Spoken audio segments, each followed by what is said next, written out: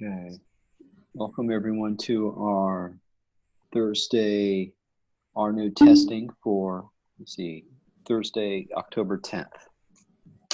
So let's see here, we have Lamouette, Raphael on the call, and he's going to be showing us his performance testing script for RNode. So whenever you're ready, Raphael, you're welcome to begin. Okay, fine. So I'll share my screen, that one. Okay. So I just uploaded yesterday a new repository on my GitHub account.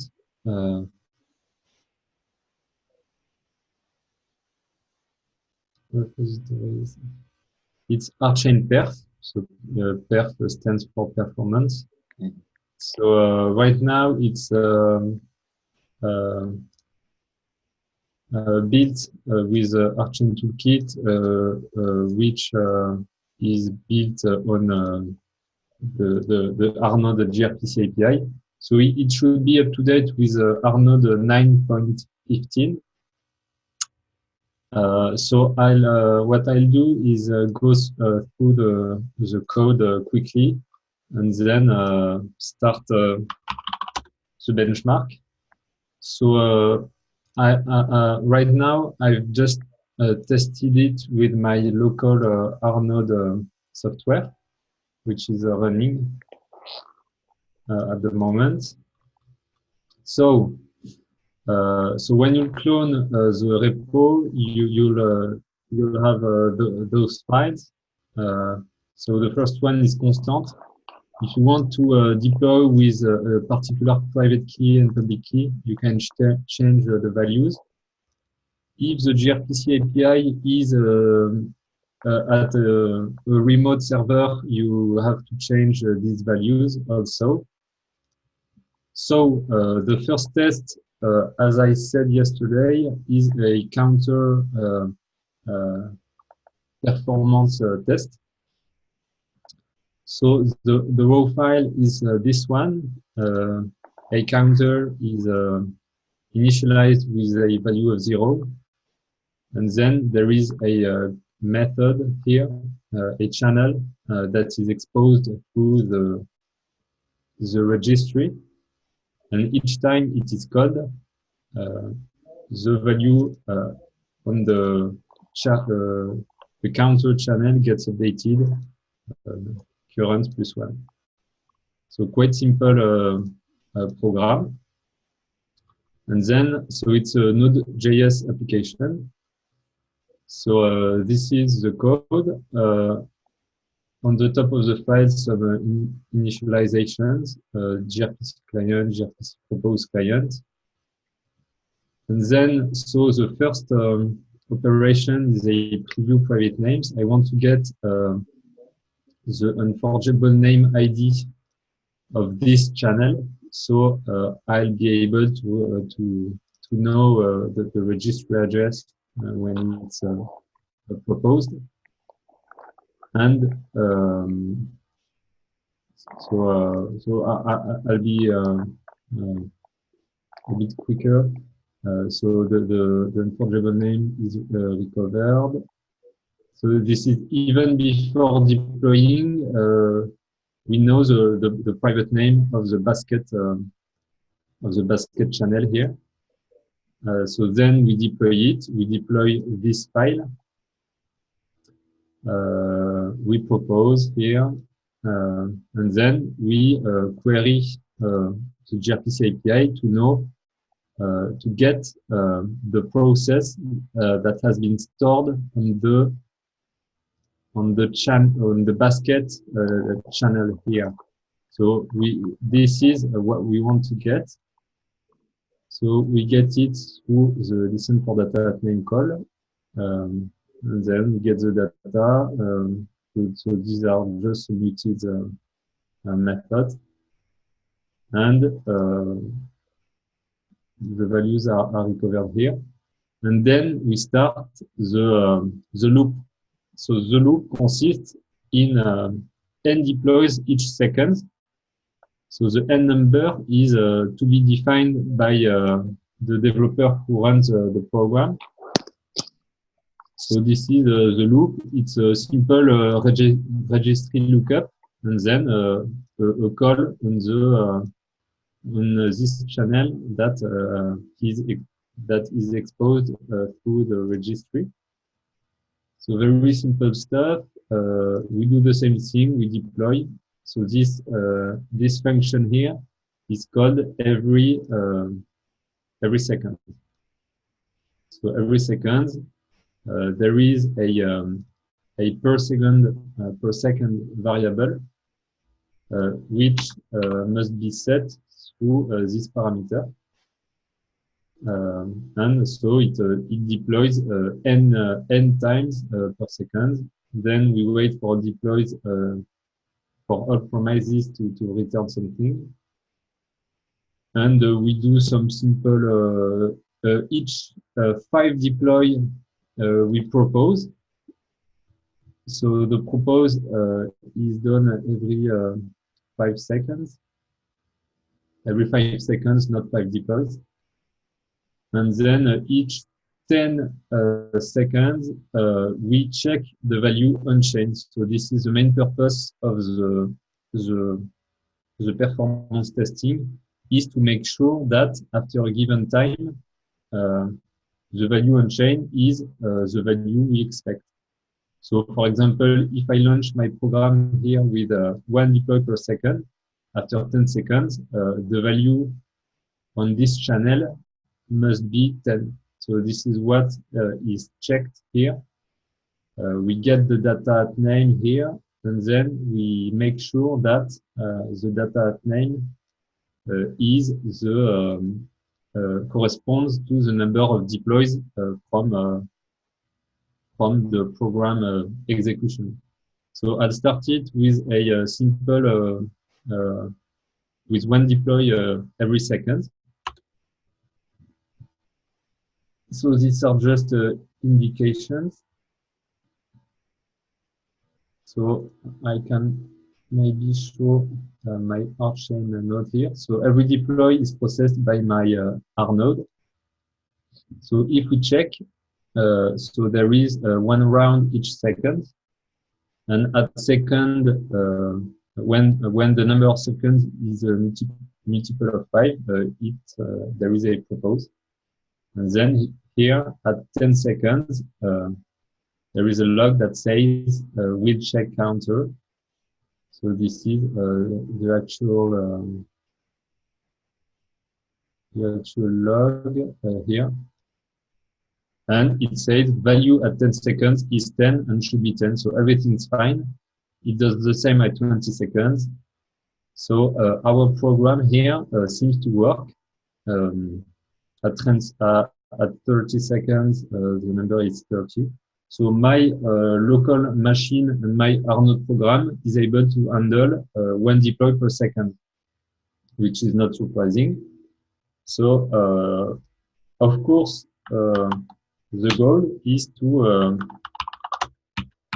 raise this number and eventually to make this test on a distributed network and not a standalone node RNode program, of course.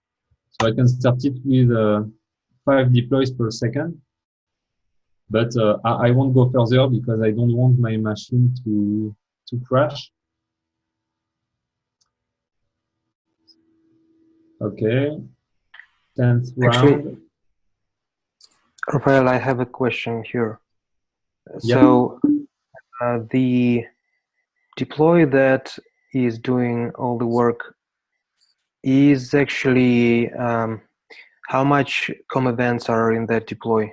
So your node is working on deploys that has some difficulty, and when you're increasing the number of deploys per second, each deploy takes time to validate the signature and so on. So it takes a node resources. So it's not a accurate performance testing might be it good to have a stable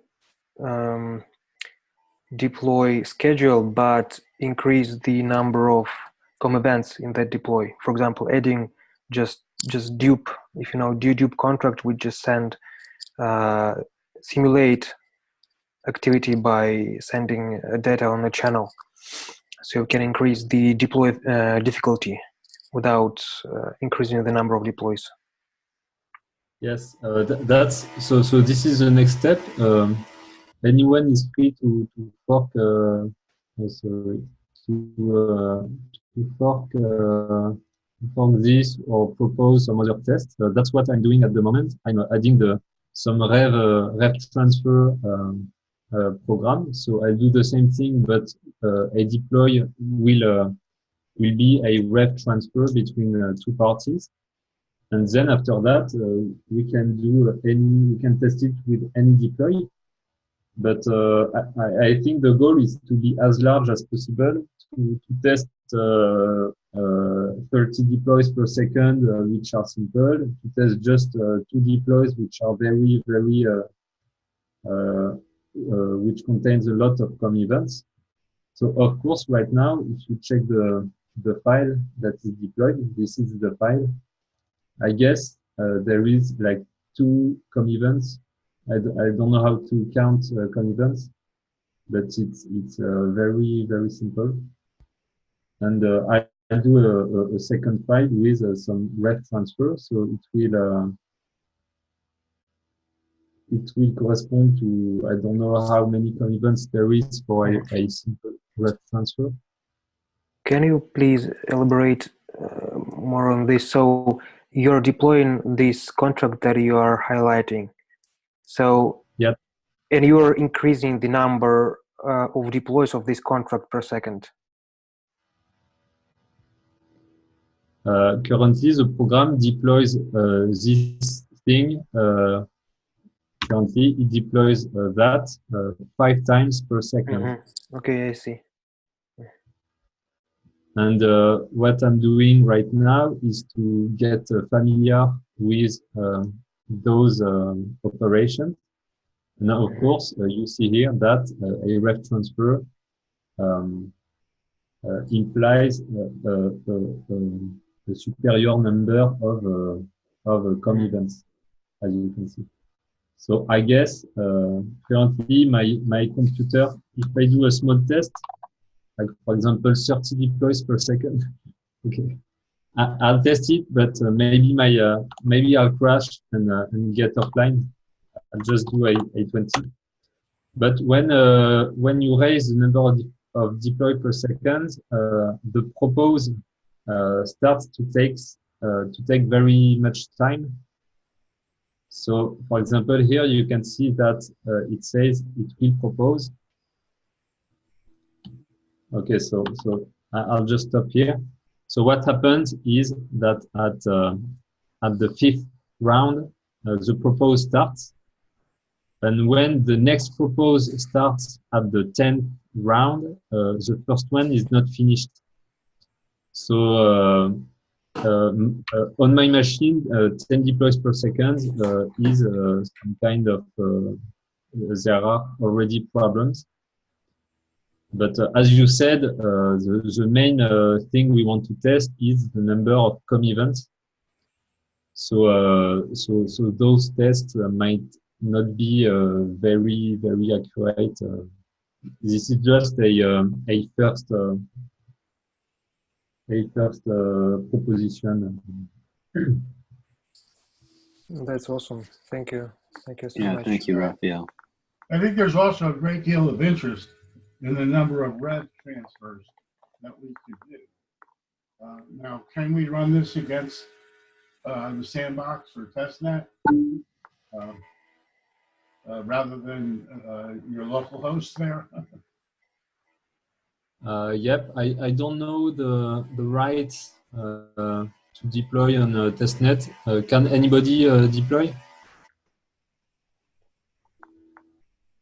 Yes, you can deploy on testnet.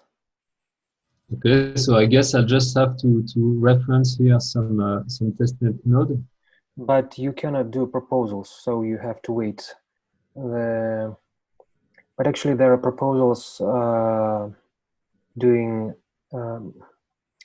one after another, so it taking about 8 seconds, I guess.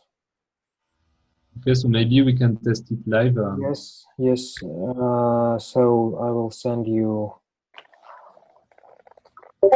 Let me send you the.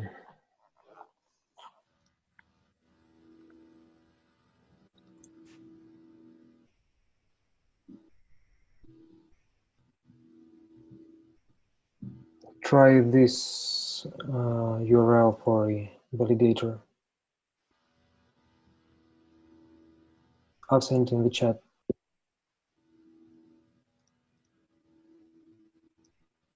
In the Zoom chat? Yeah, in the Zoom. Okay.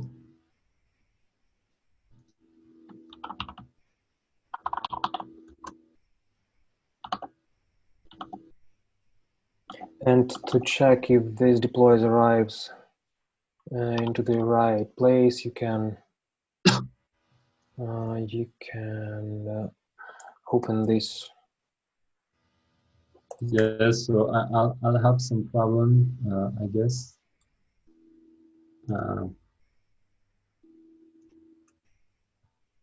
My program has been developed with so maybe because the problem will be that okay, well, let's try it. Let's see. Okay, valid URL.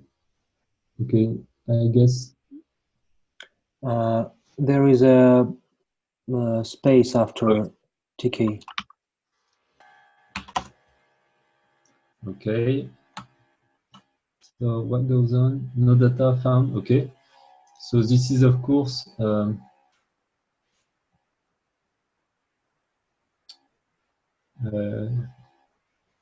so here it previews. I guess this work. We can log it. I see your deploys on the node 0. Great. So what won't work is this line here. So instead of proposing, because I can't propose, so as you say, so I'll have to wait for I don't know.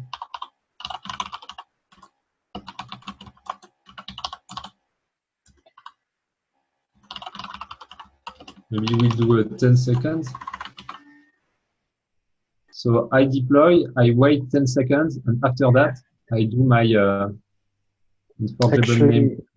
Not really 10 seconds, because nodes are proposing currently one after another round robin. So there are 10 validators, and if every one is taking 8 seconds to propose, node 0's turn will be in 80 seconds. So you have to wait 1.5 minutes to be sure. Okay.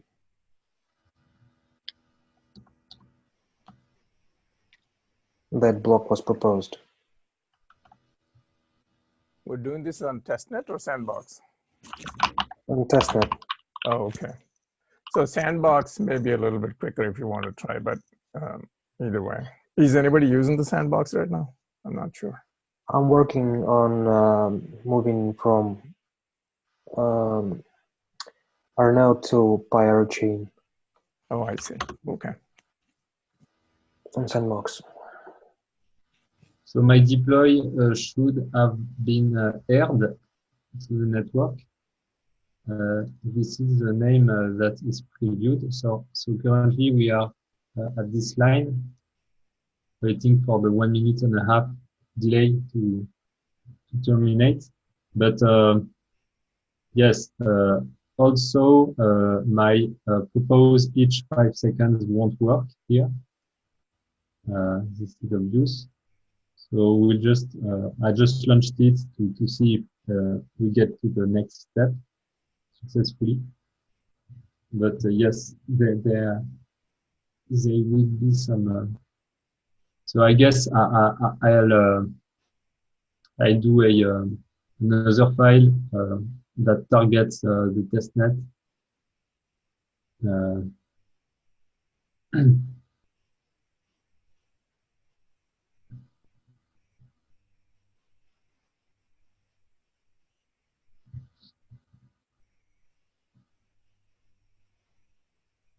Okay, so I thought that a deploy is propagated to every node, but the node 0 will keep my deploy for itself.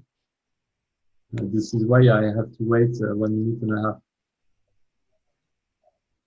It's not Okay, because okay, great.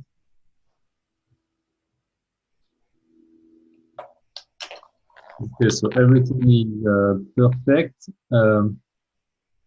Here, my listen data name worked because I find a block. So these are the unforgeable name of my basket channel. And then, of course, there is a problem with the propose here. So it tells me error while creating block. I cannot create blocks on the testnet. So how should we resolve it? I guess here we have to. So I have to move it. I just have to check the. Okay, so I won't propose anymore, and I'll just check the value unchained every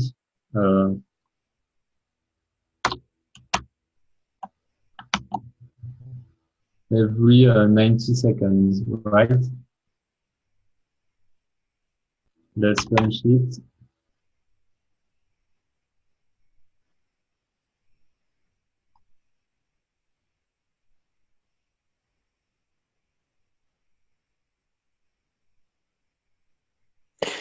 actually this will give you right output, but it won't measure the throughput because you have to just wait for block to be issued. Yes, I guess we will have this log because the value unchained is the value of the included blocks.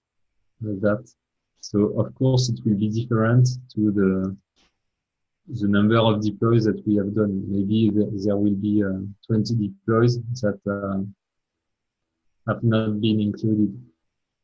But yes. I guess your program is good at checking if everything is going the right way. So you are submitting some changes to the tuple space, to the state of the blockchain, of the DAG, and after some time you can check if that counter was increased the same amount of times that you were deploying this increases.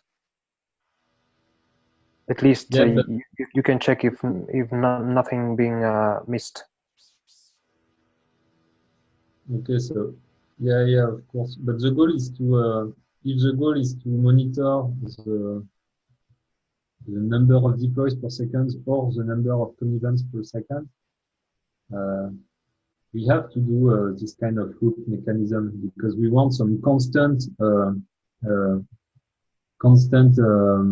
flow of row long executions.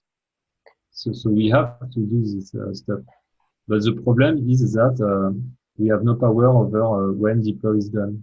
So we will have an approximate. So we'll just see. Let's wait 40 seconds. Actually, to just measure the performance, this is how I imagine this. You just submit difficult deploys and wait for quite time and see how much blocks can the network produce. Then you multiply number of blocks times number of events in a block, and you have a throughput. Yes. Okay. So you say that you deploy something and then you wait until the operation is finished, and you calculate that this delay. You not necessarily need to wait. You just deploy, make deployments with the same difficulty every time. So you deploy and wait for this to be proposed. For example, you wait several hours and then you check how many blocks with this deploys being included in the DAG. At least this is how it's done now, because each validator is proposing one after another.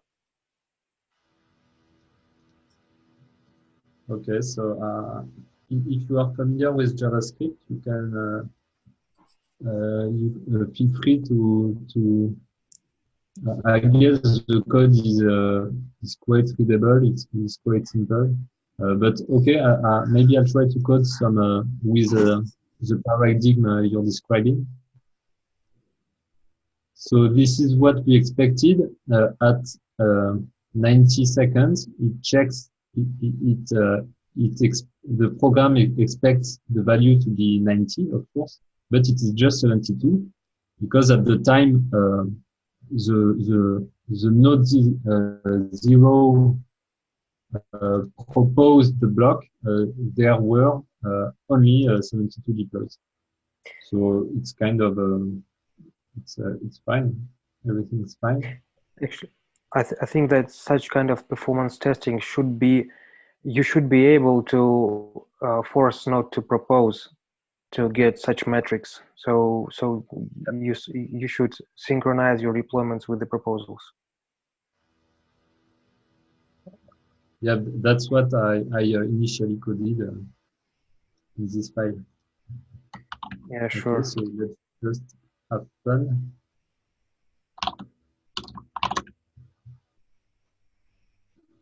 Should I do it or should I not do it? Maybe it's a kind of a, is it fine to send 40 deploys per second on the testnet? I think so. Okay, I think so. let's try it. Okay, so but how can I have a power over the propose in the testnet? I think we can do this on the sandbox. Okay.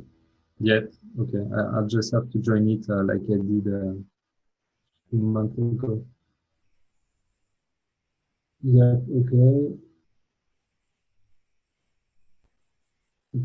But I guess like in our previous execution, the thing is that we see that here it is 72, and 1 minute and a half later it is 150. So this means that even if the value is late, the deploys are not accumulating because it's just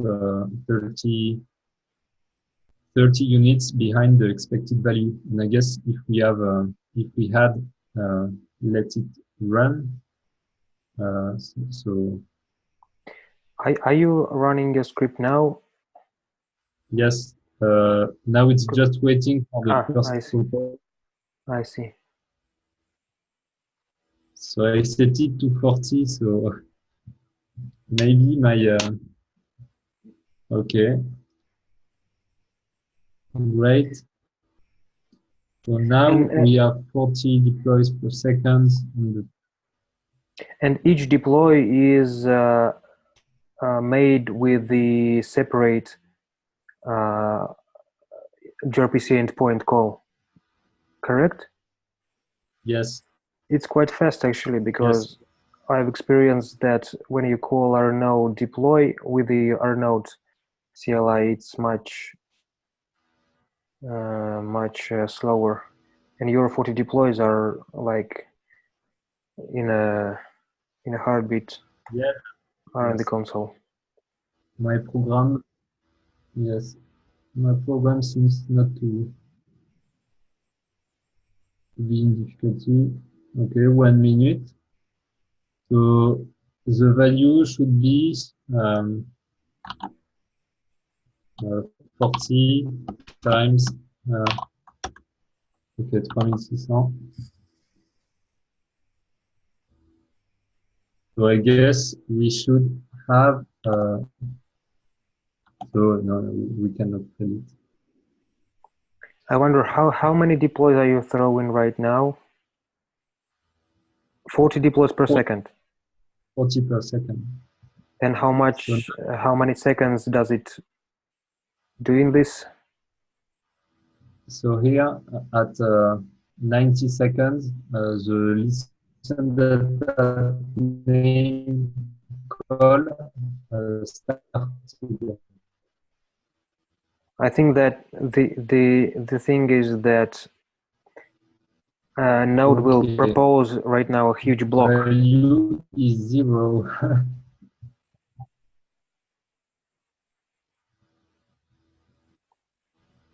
Okay. So I guess we'll have to wait for the next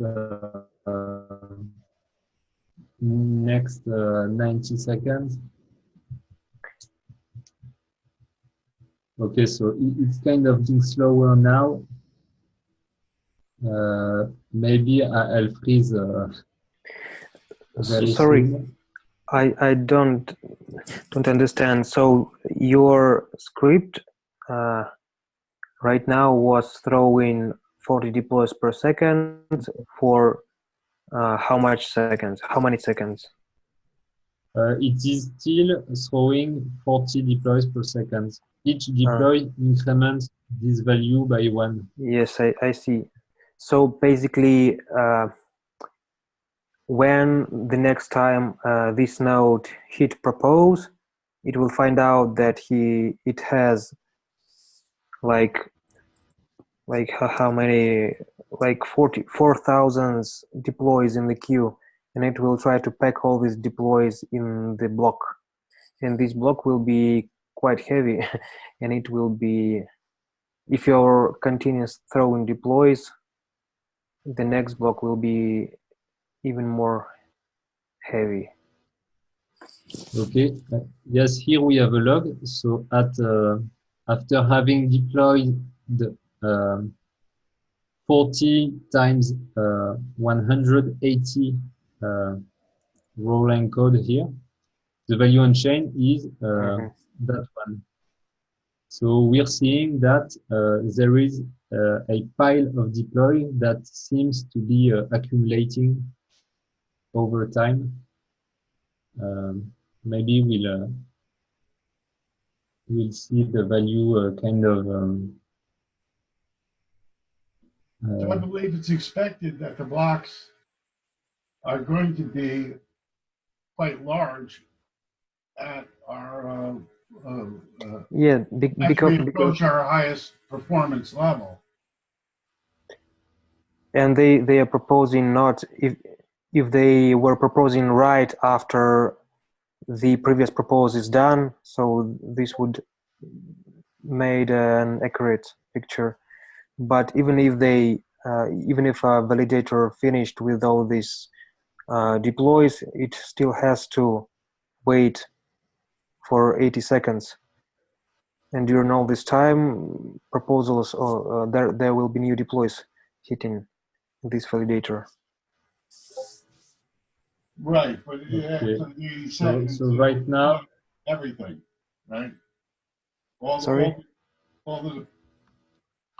All the deploys that have happened will get proposed in the block when it does the proposed. Right? Yeah. Yes, but I mean that it doesn't do anything for about 60 seconds or so. Even if it managed to propose all these deploys in 20 seconds, it still has to wait 60 seconds for every other validator to make their blocks. Yes, but still there is a problem because, you know, at 270 seconds, the value should be 10,000 and it's only 2,000. So there is some deploys that are accumulating on a big pile or lost somewhere. Okay, let's check for the next. Oh, I think that only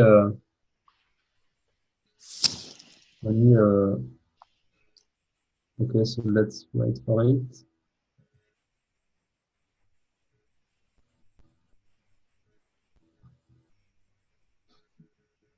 I guess there's all kinds of things we might want to measure and know about. I mean, if we just want to know how many rev transfers it can do per second, okay, we can forget about everything else. We can have one deploy that does 10,000 rev transfers.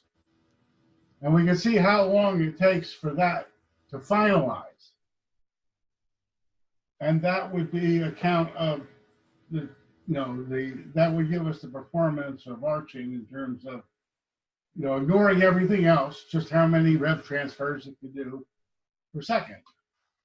I mean, we could gradually increase to see how the performance changes, but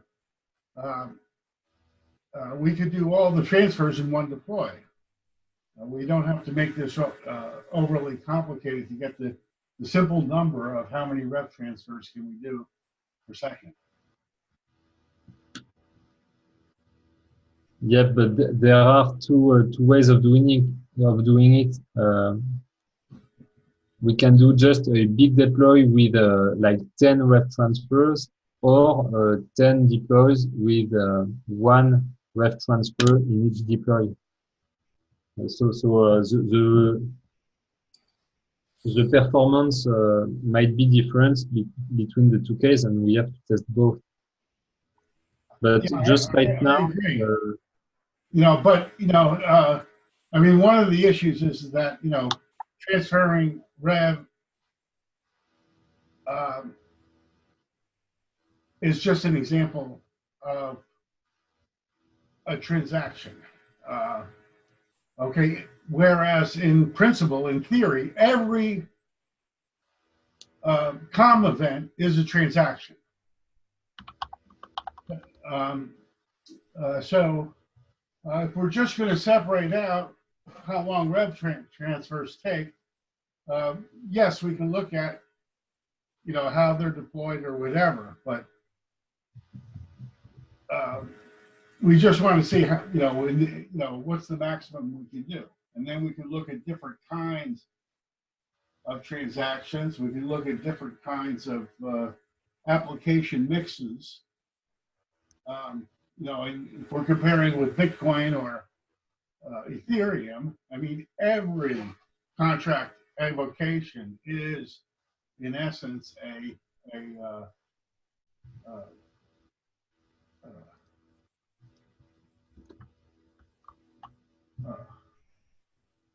yep. So I'll do it next. Do the same thing, but with rev transfers between two parties. So right now, if I should give a so what happened?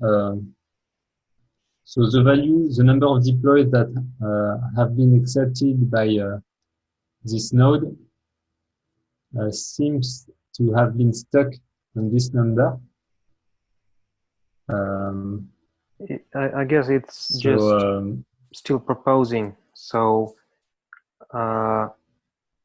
it will propose a block with the number of deploys that were in queue when it start proposing. Then he will wait every other validator to propose their blocks, and then he finally will grab all these left deploys and push a huge block. And after some time, Okay, so maybe I could. You eventually should have a such kind of the right number. Yes. Okay, so now that we have, so maybe I just could do a simple call here to get the value.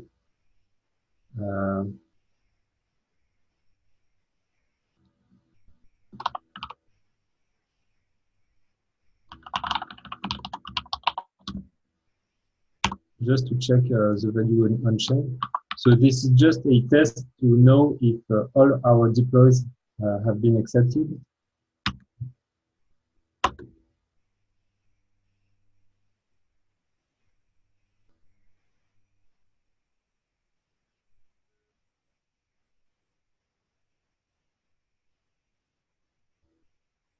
What is this log?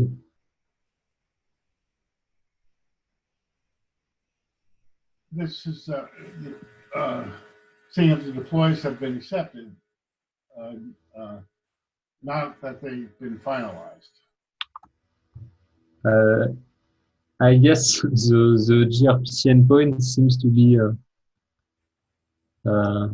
frozen, or because I got this log.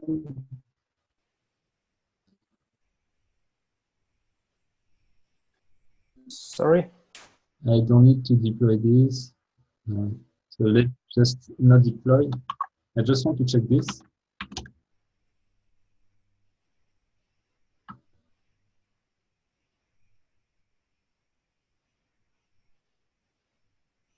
Okay, so the program is stuck at this line.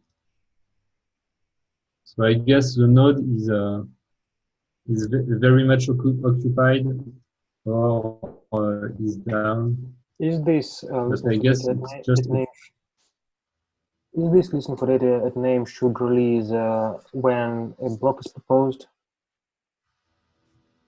I guess this is the case. So you have to wait when the node 0 proposes a new block. When it starts to propose, and then when it finish all these 7,000 deploys that are in the queue. okay. So it can take quite a lot of time.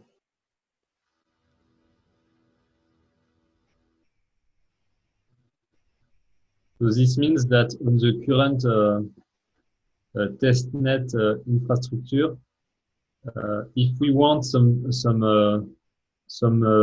important number of deploys to be processed quickly, it's wiser to dispatch them to multiple nodes. Yes. Because here we just have we have spammed just one node.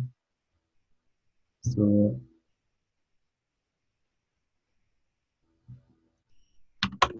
okay, I see.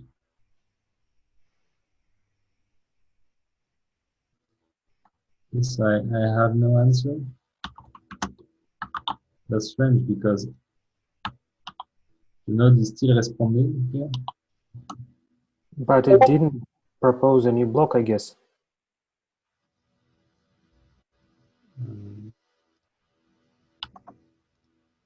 I don't know. I think you should just start your program and wait for the response. It can be in 5 minutes or 10 minutes.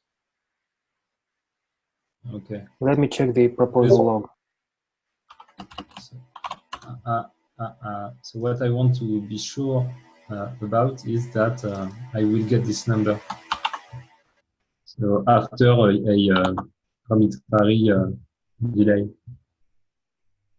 Okay, so next step is to code sort of the same thing with ref transfer. Um, oh, sorry. That's my. Let's close it.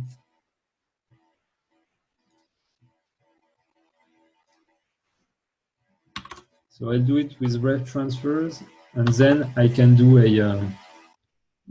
I can't remember, but someone shared some examples.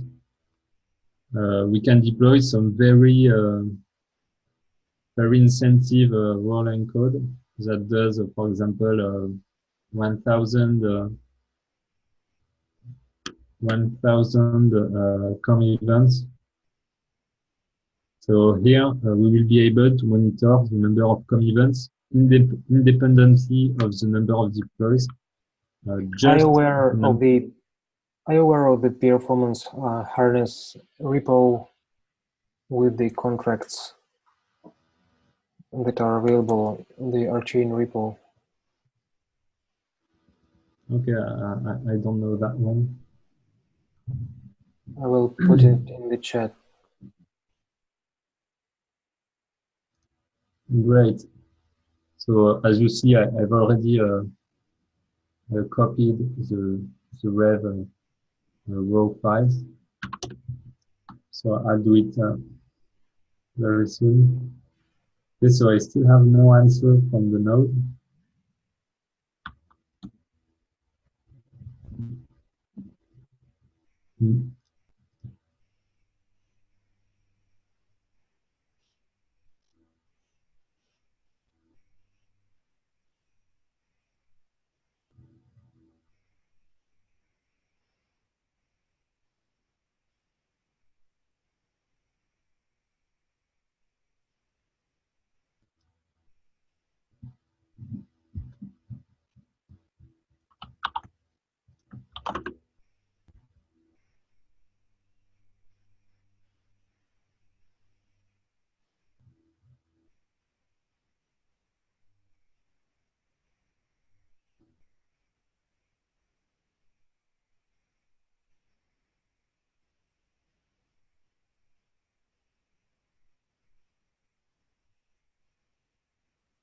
Okay, so for example, this will do 10 in the power of 5 com events, right? Yes.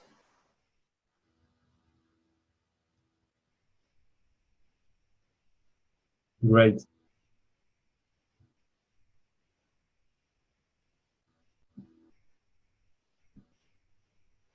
Because some real-world testing must include a regular flow of deploys.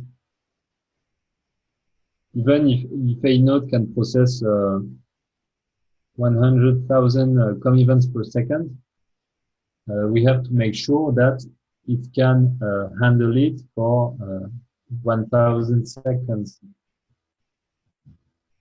So this is there are two sides of the test, the performance test.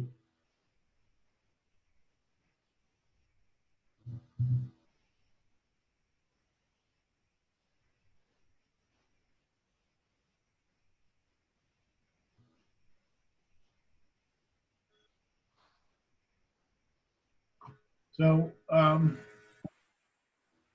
I can see in the log here that node 0 is refusing to propose any blocks until it gets blocks from other validators. Yes. So maybe okay, yes, that is the error I had initially. So maybe I have to run the program for a few seconds in some other node.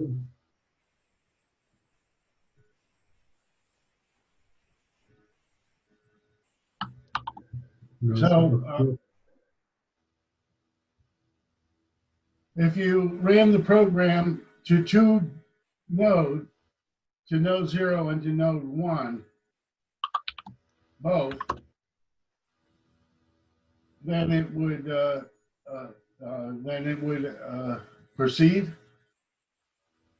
It seems to me that No, there is a contract being deployed, a simple contract that can just allow to block to propose. So it should propose the blocks.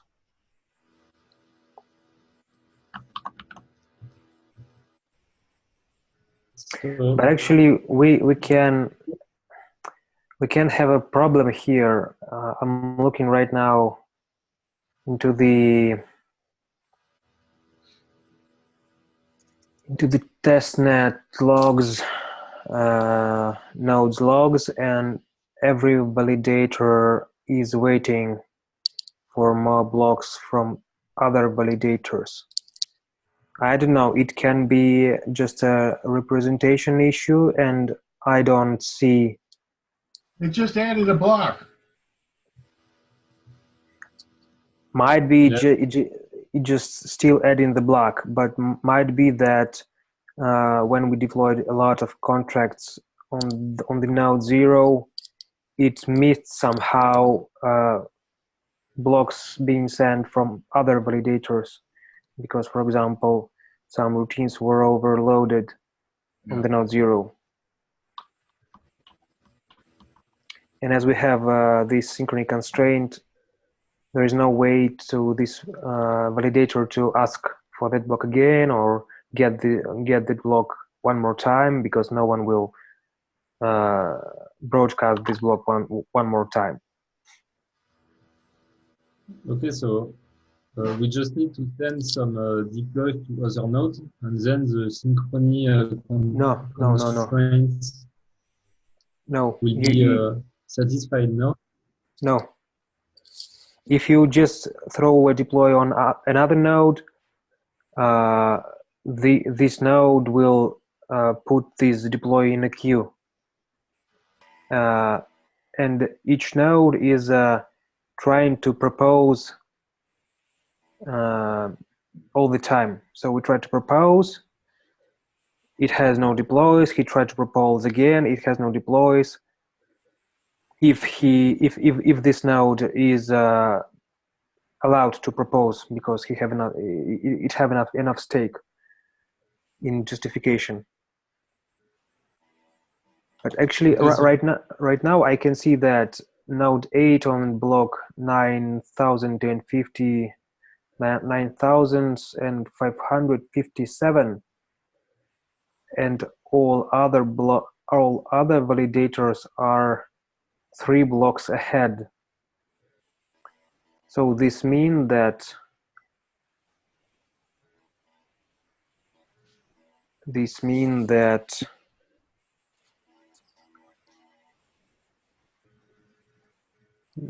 does this mean that node 8 didn't receive somehow several blocks? Yes. So here's the problem. Let me show you. I will share my screen.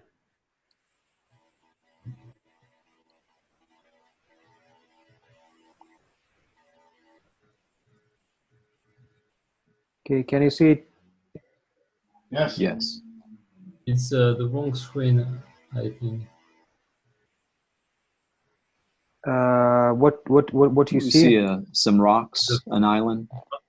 Far Cry Island. Rocks and islands, I see. Why don't you see what I have on that? We can see your mouse moving around. No, that's nice. I have a. Wait a minute. Let's try this.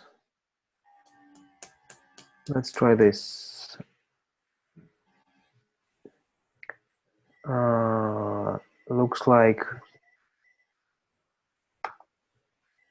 desktop 2. Okay, let me do this.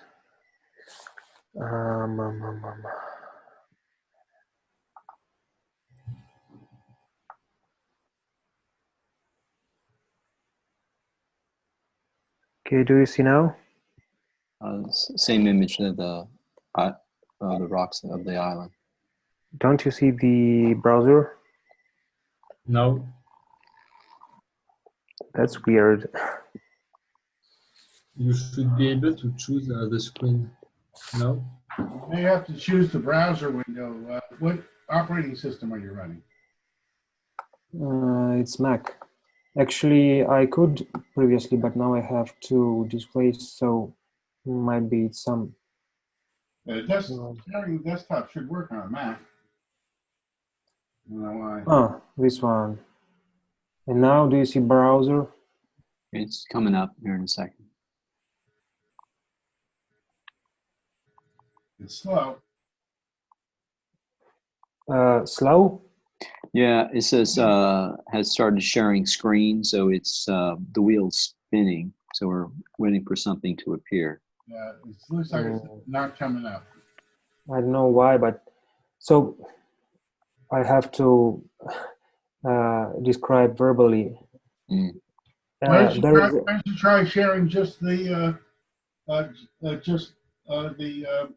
browser screen? This is what I tried the last time. I just shared browser window, but somehow it's not displaying itself. Okay, so what's happening? I will put a link here.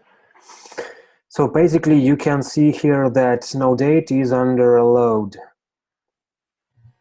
more than each other validator. And that's because someone called DAG finalization on that node. And that is an expensive operation right now because it was not optimized. And when you call a DAG finalization on a large network, and it was like 60K of block height, it takes a lot of time and a lot of resources.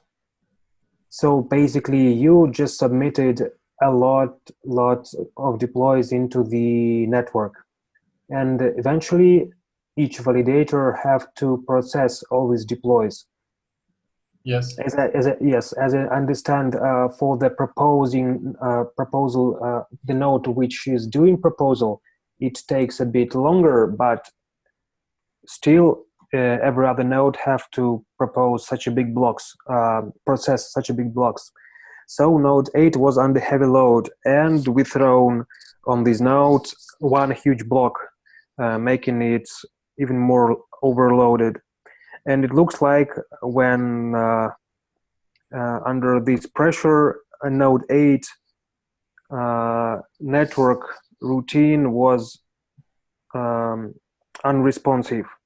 So node 8 couldn't process blocks which came from other validators, and thus it just lost these blocks and cannot propose now, because every other validator is ahead of this node, but this node is missing 3 blocks, and it will never get them, because under current synchrony constraints they are temporary, and that's why no one will resend these blocks again, and this node will never ask for these blocks again.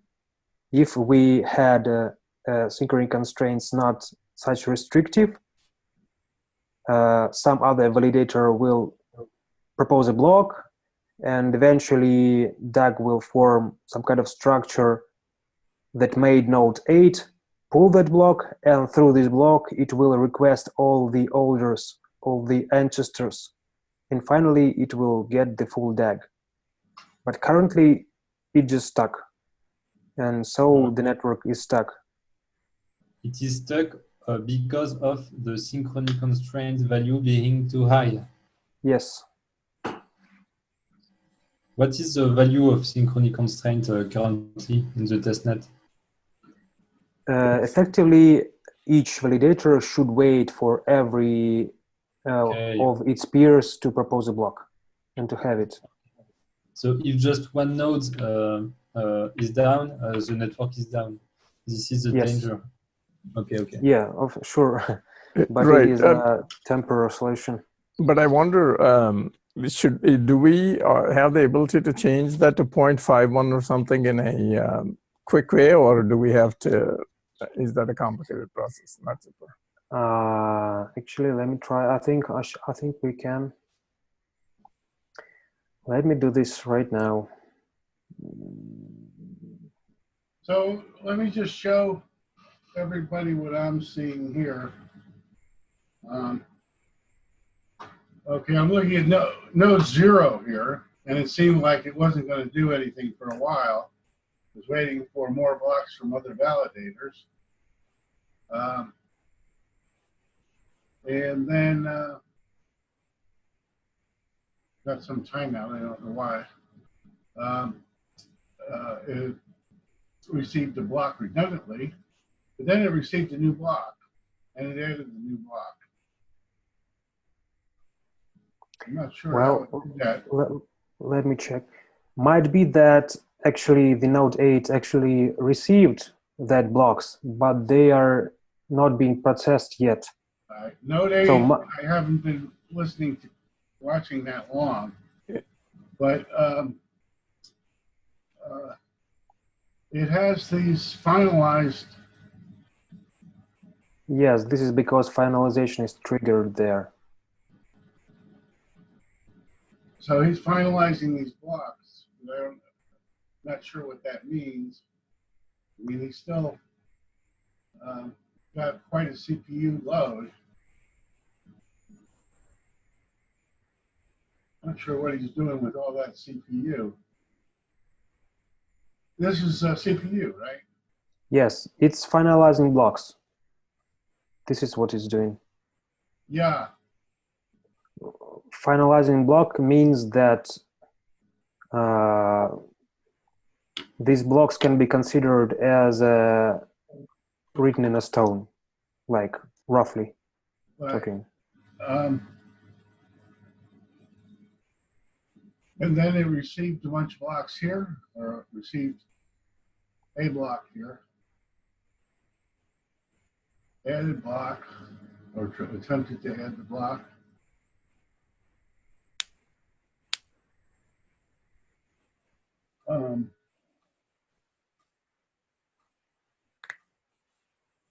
And then it's finalizing blocks. Okay, I'm going to try to follow all of this, but is this a case where we would consider to be like node 0 being a rabbit and node 8 being a turtle? Or is that not doesn't apply here? This doesn't apply here, I guess.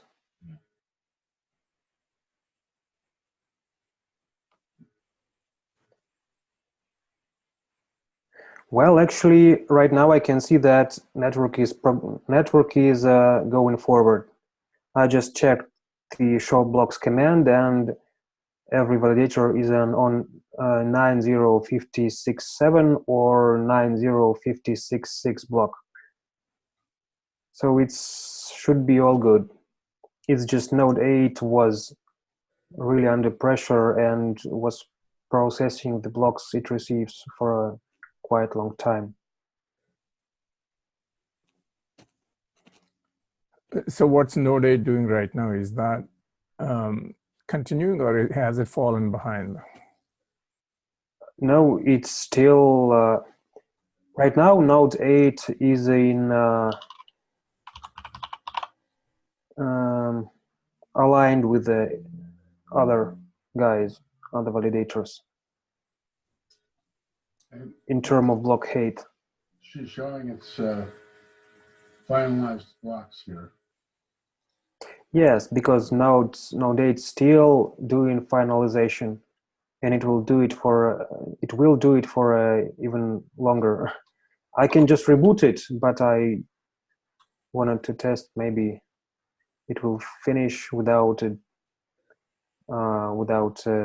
crash. And it is doing it for about 3 days or 4 days already. So it's good news that this doesn't make node crashing. So now node 0 is waiting for blocks from other validators again. Yeah. So it can't create until somebody else creates.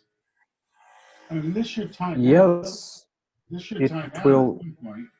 If nobody else proposes anything, after a certain time, you think it would just say, okay, I'm going to propose anyway. I guess that's not a target. The target is to have blocks validators working together to maximize this throughput of the network. And no one wants a lazy validators in a shard that will just do nothing. If there are peers that just do nothing, you shouldn't be with them in one shard, because POS contract will divide the reward for a block between all the validators in a shard.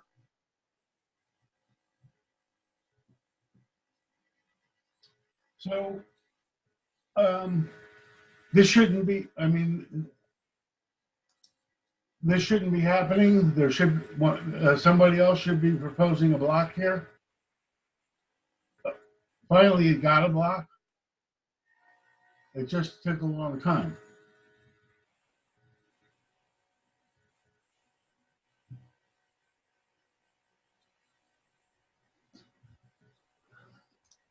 So I just tried a few node 0, node 6 to do just a simple listen data name call, and I don't have any answer from any node.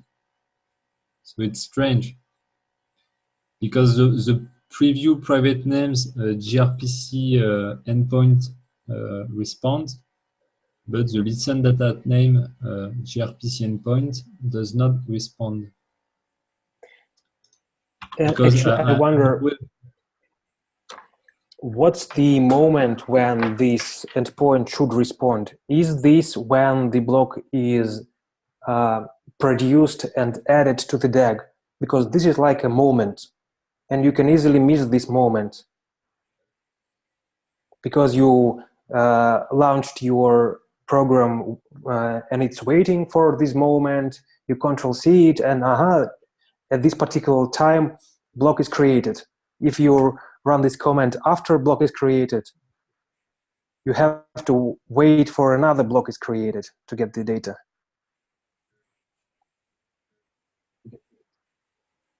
Yes, but I would just want a node to tell me the value, the actual value. Yes, so that's why the new way of getting data out from RNode is being developed, because listen for data at name is not handy. Okay, I guess. Okay. So to get value, you just should run your command and wait for a very long time, and eventually it should give you some value. Maybe after a minute, maybe after 2, maybe after 5 minutes, when the new block will be created. Okay, so this is of course some testnet values. I guess the target is to have a shorter time, right? Yes, of course, but this is the it depends on how you package blocks. If you can gather horde deploys for an hour and then propose 1 gigabyte block, and it will be done in 2 hours. Or you can try to push blocks as fast as possible. Okay, because of course the tests I run here, I guess in with mainnet, when cost accounting is finalized, it might cost me $100,000.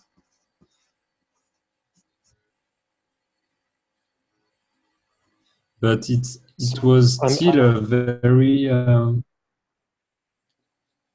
I don't know how much kilobytes I put on chain, but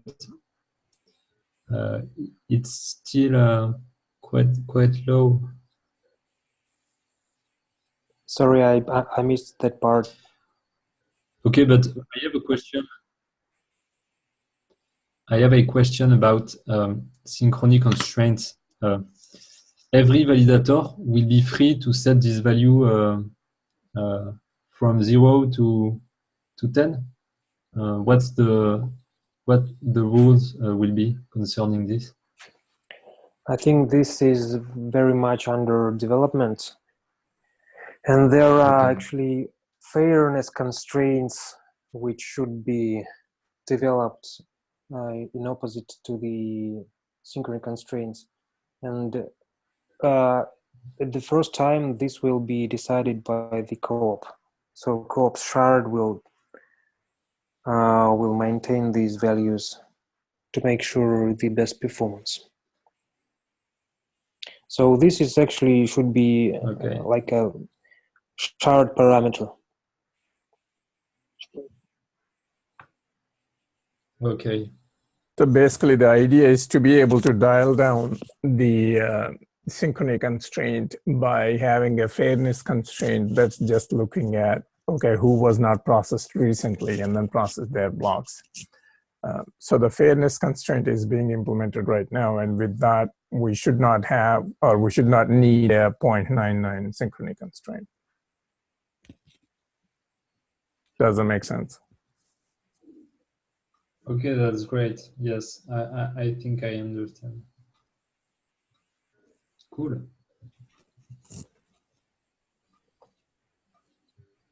I think that's super dropped off. So for reasonably responsive applications, we want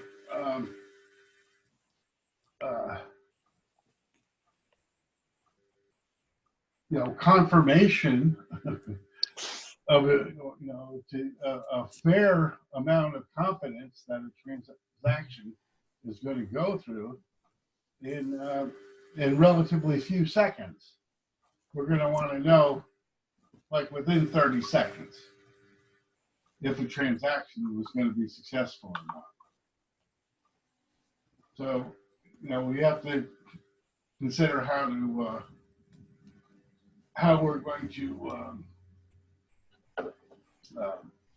tune the system so that we get that kind of responsiveness. And then, given that we need that kind of responsiveness, what's the throughput that we're going to get with that level of responsiveness?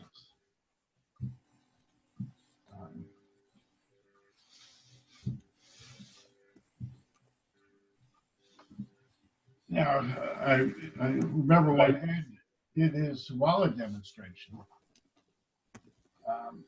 he was looking at the values with the listen for data at name.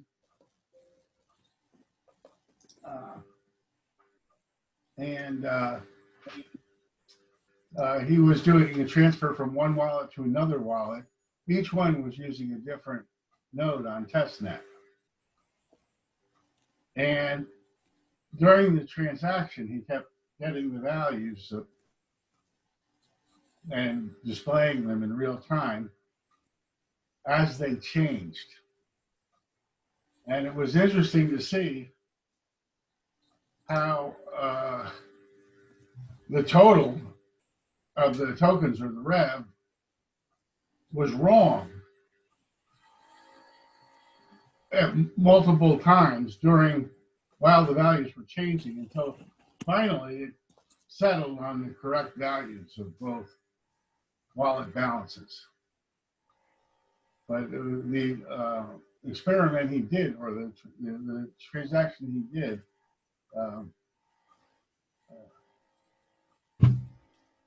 was a little bit complicated. I'm not sure. Who did this? Was it Ed? Ed, yeah. Okay. We should have I'm sure we have the video in the box. I mean, that was a really impressive demo we did. I think actually we would probably have the code also available. Maybe we can rerun that and see how that behaves now. But that was, you know, that was just eventual consistency. He wasn't actually waiting for the values to be finalized, you know, or the blocks to be finalized. So, you know, as the transaction on from each node were finalized, the balances became correct in the end. But it seemed like there was a time in the middle there when, you know, you might have been able to exploit double spend. Maybe I was worried that that might be possible, or you could try. Obviously, you're not going to be able to double spend because eventually you're going to get caught. Because it's going to, you know, it's going to settle to the correct values.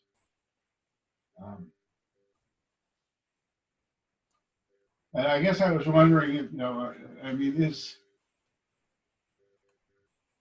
that good enough in the sense that it's like when you know, when you get one confirmation or three confirmations on Bitcoin, and you can say, okay, it's probably going to work. Is there something similar in our chain where we can say, okay, this may not get finalized, this block may not get finalized for a couple of minutes, but we can be damn sure, you know, after 10 seconds that, you know, it's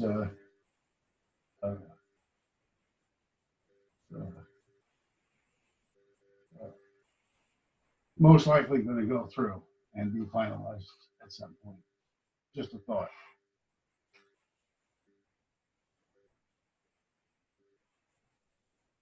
You know, it's like the bigger the transaction, the more confirmations you're going to wait for on Bitcoin. And can we do something similar? Is the question. Yeah, well, I mean, the synchrony constraint is trying to essentially replace the number of confirmations with the amount of stake that was behind that confirmation. And yeah, but we need to figure out how that relates to the network throughput, right? I mean, that's I think once we have the fairness constraint in there, we have two levers to play with to say how much can we dial down the synchrony constraint and still be able to get reasonable throughput. So, and I don't know if the number of confirmations could be a third lever that you could play with. Right. Well, we don't actually have confirmations, but yeah, in a sense, the number of concurrent, you know, we can look at the count of how many validators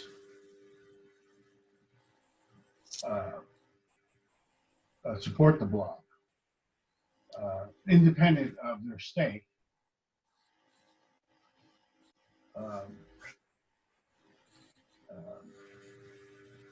As some kind of an indicator that it may be likely to be confirmed. Yes, from the thing is that from a light client point of view, you just have some partial ID of the state. So what you're describing, the fact to rely on a number of nodes to tell something to to tell the same thing to accept some value. It's the stuff I'm currently developing on DAPI. It's some algorithm which says that you trust some information only if you have queried and you have received the same value from 5, 10, or 20 nodes. So it should be the goal for me with DAPI is to make some framework with which anyone can build some blockchain front-end applications without worrying about network forks and synchrony problems, because there is a layer between the application you develop and the blockchain. This is some stuff I'm working on.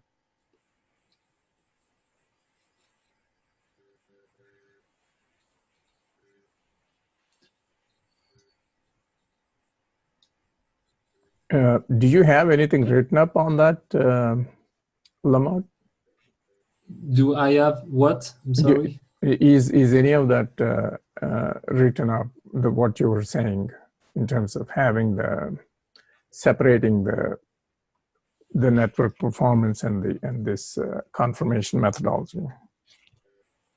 It's kind of the same thing as synchrony constraints, but from a client, from a web application point of view. So the idea of DAPI is that you declare some nodes you trust. For example, here there is 3 nodes. And then when any application is loaded under the DAPI browser, it will, of course, need to read some stuff on the blockchain.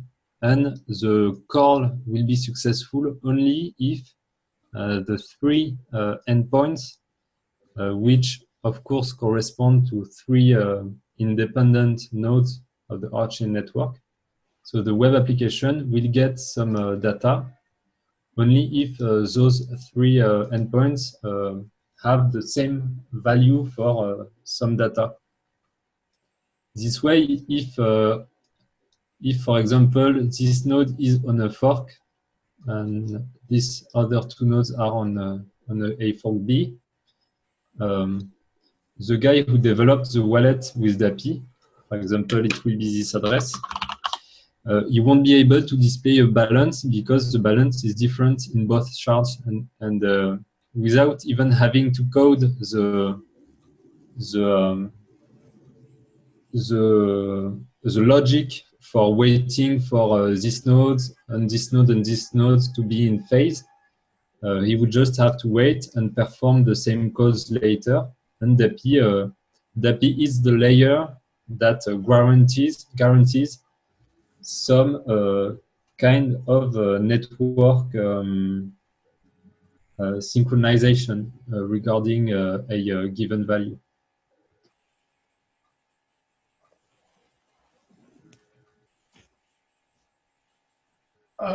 Yeah. Yeah, essentially you define your own constraints of what you want to believe, right? That's basically what you're trying to do. Yes. For example, if you coded a wallet application, you want your clients that access it to have some very high constraints regarding the loading of this web application, because clients will enter their private keys. So you absolutely don't want to rely on some single node to load and to load the bundle, because the bundle is stored on the blockchain. So when you buy a name on the blockchain, it's the equivalent of domain name. When you buy it, you would also attach to it some synchrony constraints that are very high. For example, if my application is wallet, I want all the clients who access this application to ask at least 10 nodes of the platform for the bundle of this web application. So this way, if one node tries to fool the client, it will get highlighted, flagged by the DAPI client.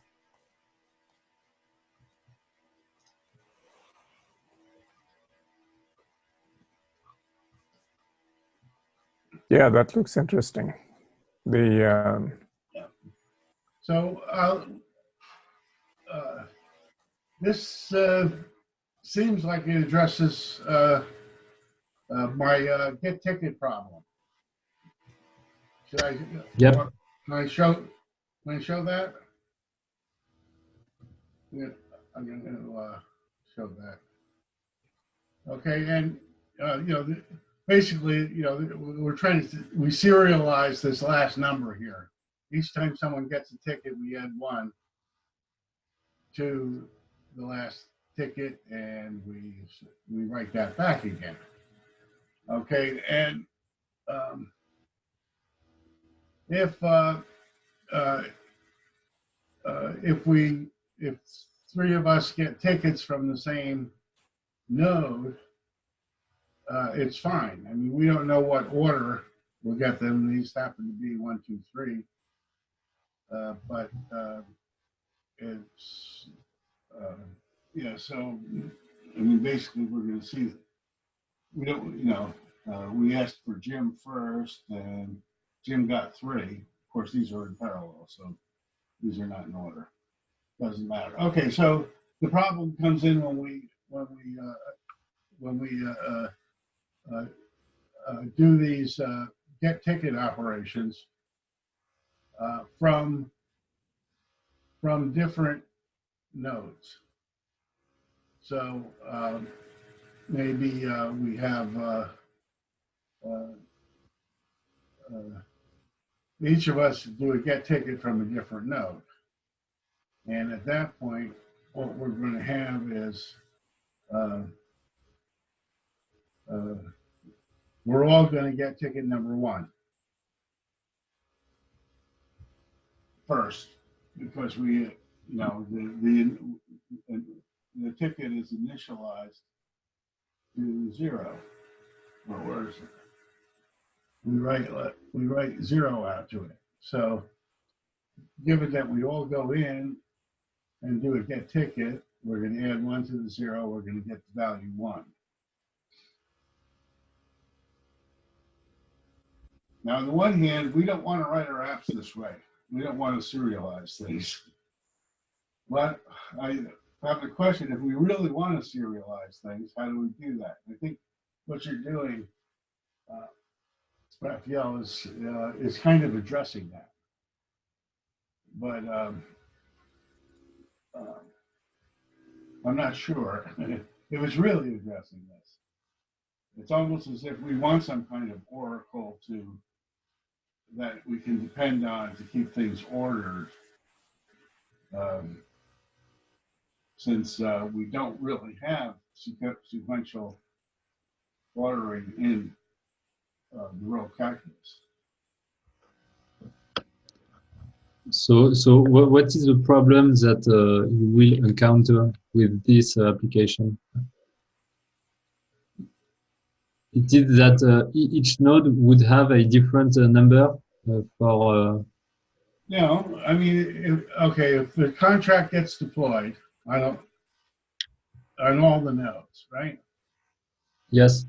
And now each of us does a get ticket to a different node.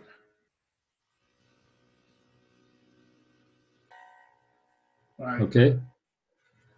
Okay, the problem is we're all going to get ticket number 1.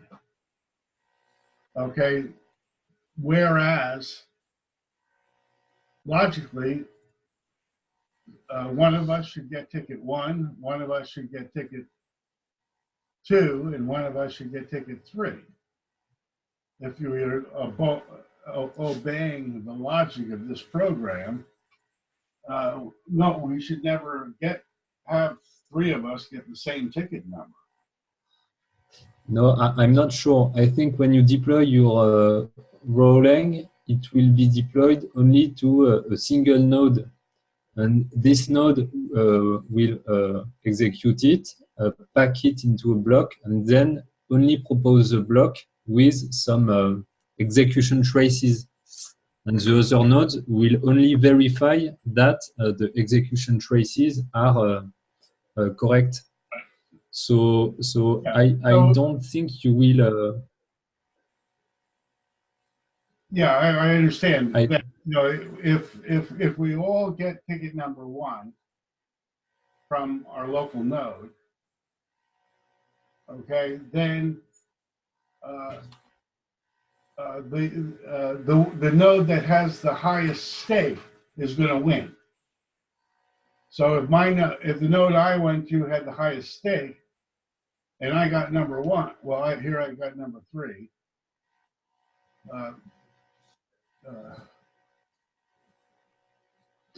No, because a deploy is only executed by one node, if I remember correctly, and the other nodes just check that the execution which is written in a block matches the transaction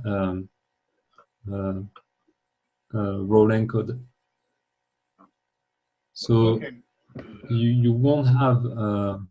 I'm not sure I understand. Okay, let's say Uh, we have this case Jim, here. We have Jim. these nodes running. Okay, we have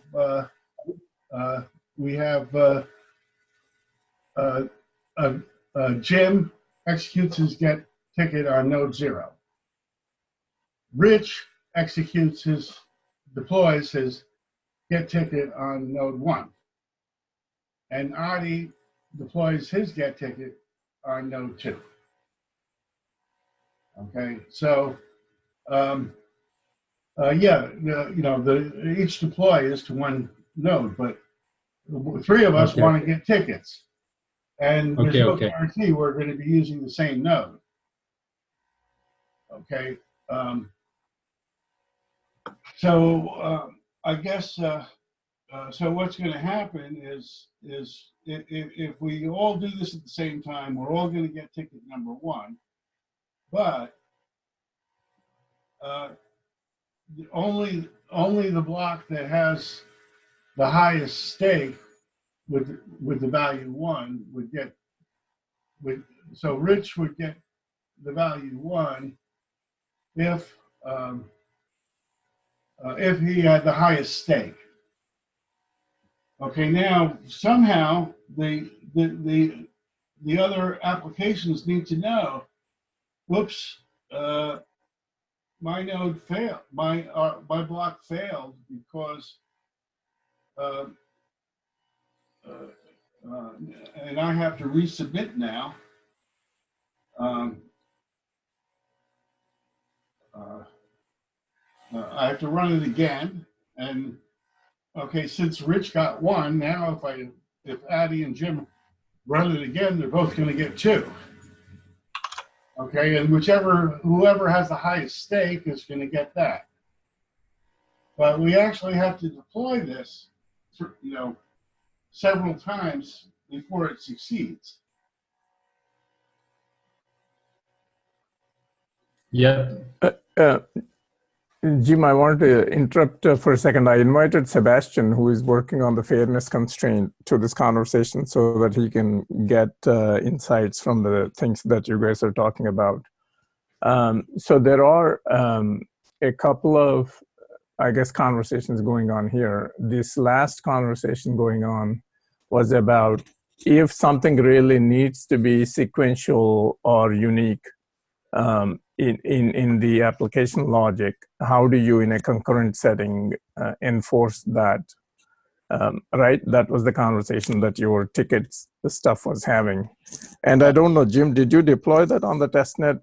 And what did you see? But keeping that aside, I want to jump back to the conversation we were having about the synchrony constraint versus the fairness constraint, and the fact that Lamut was proposing that each node essentially run its own constraint conditions of saying, okay, these are the rules under which I would accept something, right? So since Sebastian is the middle of this, I was wondering if it would help for him to explain his method to you guys and also listen to these other proposals and see what makes sense. Yeah, hi. Yeah, there are actually two sides of the story. One is, as Greg noted out lately, there is the consumer constraint side and the producer constraint side. And right now we are using a synchrony constraint, which is the producer constraint. And it basically does the constraint works that way that before a node can produce another block, it has to wait until X% of other validators create also a block. So it's based on production. If we set it to 99%, then each validator must produce a block before a node can produce another block, which is quite constraining, especially when one node dies, then no blocks can be created anymore with a 99% constraint. And the idea was the question. It was an open question in the room.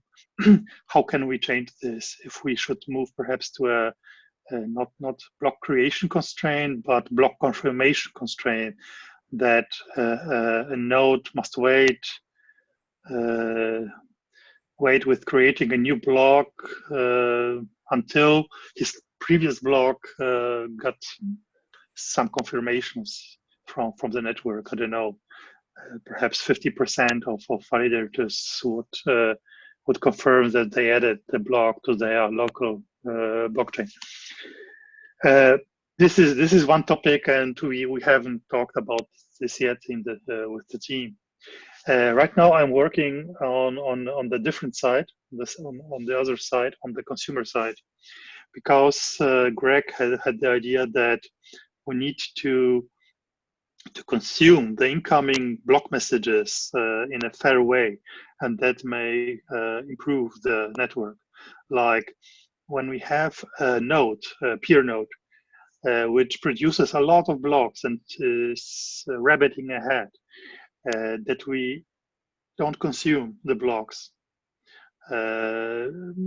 like first in, first out way, but we would try to consume blocks created by other validators too at the same rate, like with a very simplified algorithm, it would be a round robin over all validators. If all validators would send at the same pace blocks, we would try to add blocks from each validator one block and round robin. And I'm not sure if this is the right algorithm, so I'm working on a modified version of that, where we would have a counter for each validator, and we would try to keep the counters equal. Each time we consume a block from a validator, we would increment the counter, and then the next block would be consumed from that validator in the message queue, in the local message queue, of course, not globally, which has the minimum counter. This is one approach I'm following right now. And if each validator would employ this technique, then maybe we would prevent rabbiting validators. Rabbiting validators, I'm not sure if you understand the expression, is a node which produces blocks at very high pace, and the other validators have problems with catch-up and are not able to produce their own blocks. So one validator achieves is, I don't know, 10, 20 blocks ahead, and the others are trying to catch him. They're called the turtles. Yeah. So Laouette or Raphael, however we call him, is running these performance tests on testnet, and so we've been watching the performance here. Okay, and I guess he was proposing all the stuff to node 0 here, which I presume, without any constraints on it, would rabbit ahead. And then I guess node 8 here gets stuck. He's having a hard time keeping up. And if we look here, we can see that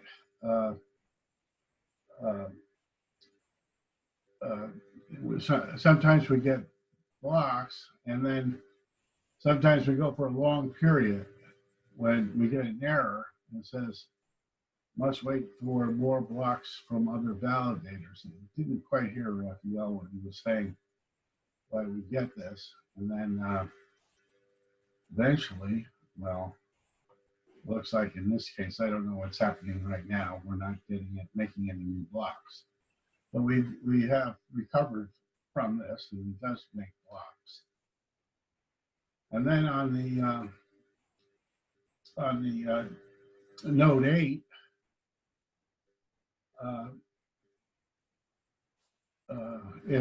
periodically it seems to receive blocks. Receive some duplicate blocks here. And, but most of the time, what it does is it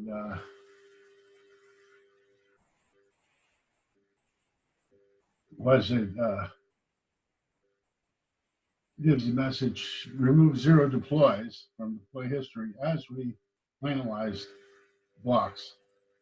And so it seems like it's just finalizing blocks here. I'm not sure why it's using so much CPU doing that, but I guess it's just verifying them.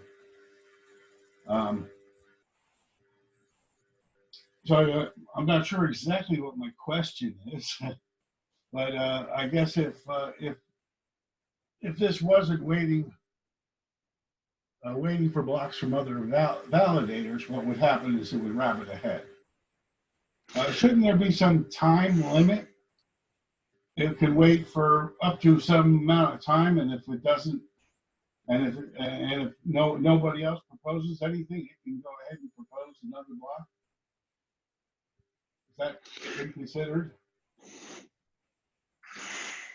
Yeah, I'm not sure. This is the current algorithm. It was like a proof of concept that synchrony constraint will solve the long proposal times, that it would prevent the rabbiting behavior of single nodes.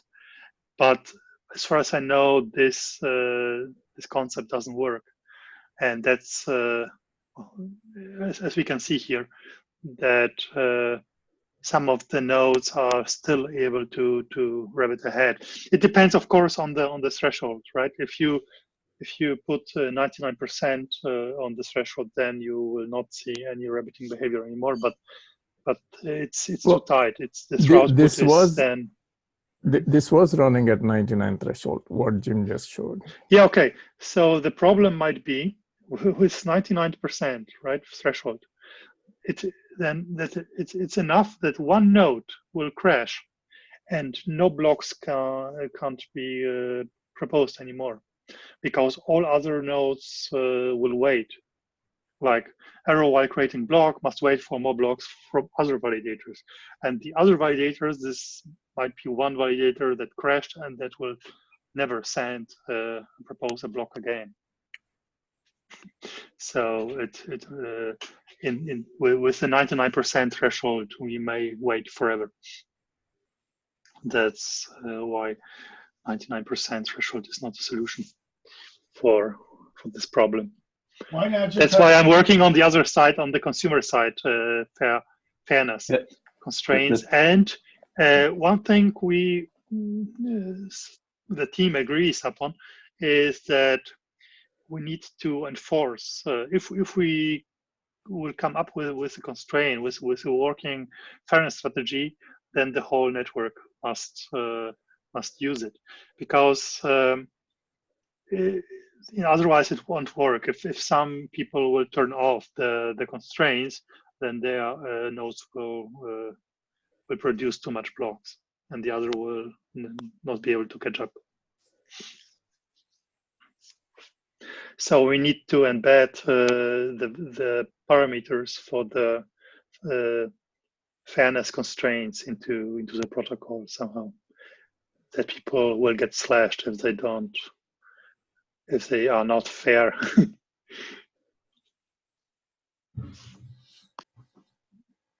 Okay, that's very interesting. Thank you.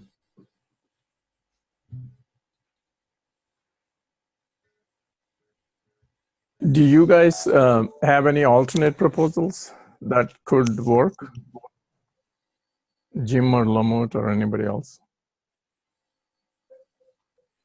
Well, I mean, I was just saying, on the one hand, an external clock is a no-no. But I think that it's perfectly all right to have a concept of local time for a node. And I don't think that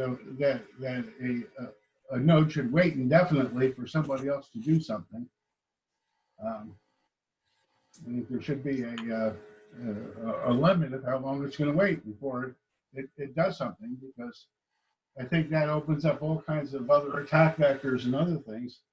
If I can't all of a sudden can't propose anything or can't deploy anything because of what other people are not doing. Now, at the same time, I understand that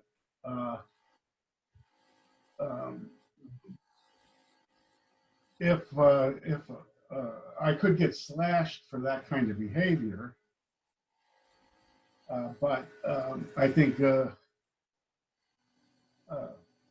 here again, if the guy waited long enough, I think we can have a rule that we don't slash him for proposing, whatever.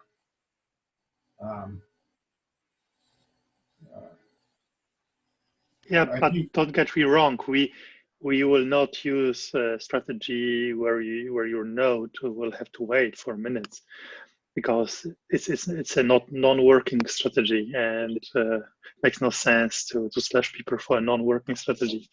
So we will come up with something different. But maybe the synchrony constraints should not be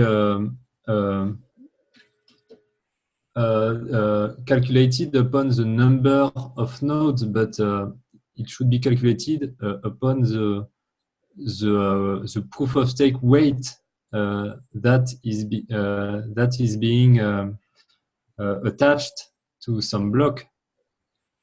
Because if someone has 60% of the tokens, his voice is way more important than the three other validators that only have 5%, right?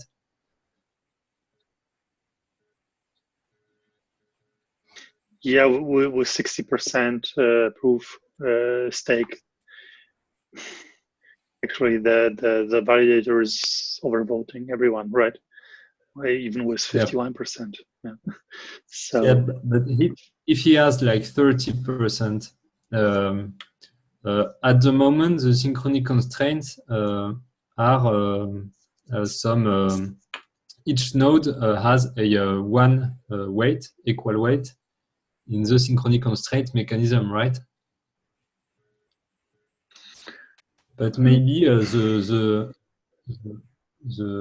should be some proportional to the proof of stake weight instead of just the fact of being a validator.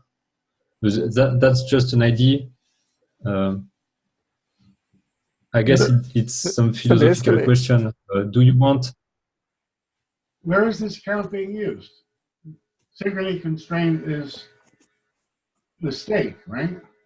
No, it's, I guess what Lamont is right now, but what Lamont is suggesting, I think, is to multiply the priority that that Sebastian was proposing to implement, multiply that with the stake of or stake weight of each of the validators in some sense. Does that capture what you're saying, Lamont? Maybe I did not understand, but when you said the synchrony constraint is currently 99% on the testnet, what does that mean? So what that means is that let's say there are 10 validators and you are validator 10. So 99% of the stake of all the other validators other than you. So you may be a very high stake guy, but you can't then just say, okay, because I'm high stake, I'm proceeding forward. You still need to get pretty much everybody in the remaining 9 of you, not counting yourself, to agree on that before you proceed forward. Okay, that's perfect. I did not understand it. Okay, that's fine. That's fine. Yeah, because I have a comment sort of the other way. You know, when we look at other blockchains and the virtual voting type strategies, also the count of validators can be significant. Okay, so we have those two things. We have the stake and we have the count. And I think that in order, you know, and we have to look at, you know, if we're trying to achieve synchronicity in terms of getting things in order, do we really care about the amount of stake so much as developing this ordering that works for everybody? So it's a, yes. I mean, it's just a thought that and I, you know, I brought this up to Greg also in the thing that there may be some affirmative action for lower weighted validators in terms of letting their things get through in some cases, sort of like I use the analogy in evolutionary game theory of the generous tit for tat. Sort of forgiving every now and then, or 1/3 of the time, in order to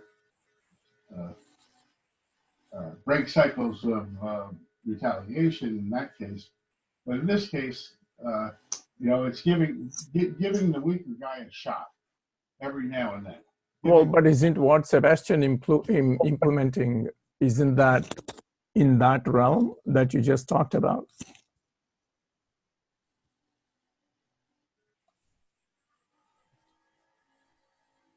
I guess it's in the realm to an extent.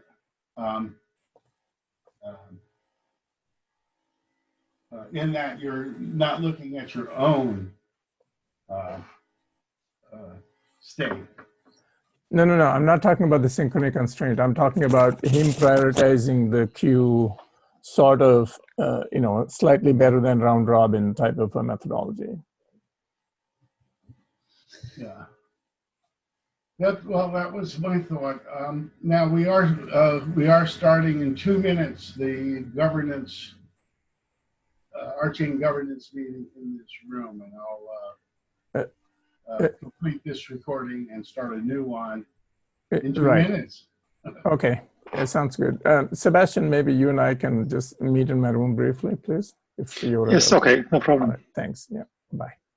Bye. See you, everyone. Thank you, Ralph.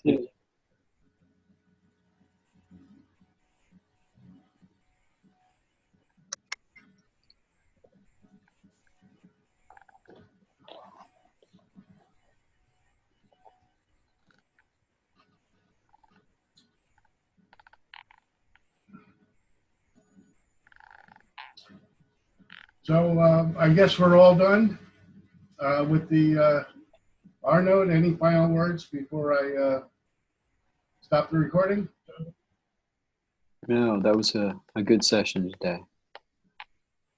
Yeah, thanks everyone, especially Raphael, Lynette, for great stuff you're doing there. Thanks. It's appreciated, and hopefully after I watch the video a few times, I'll understand it.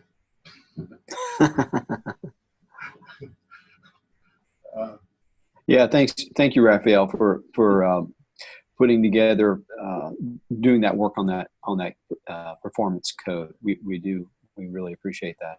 Okay, it's 12 o'clock. I'll be right back.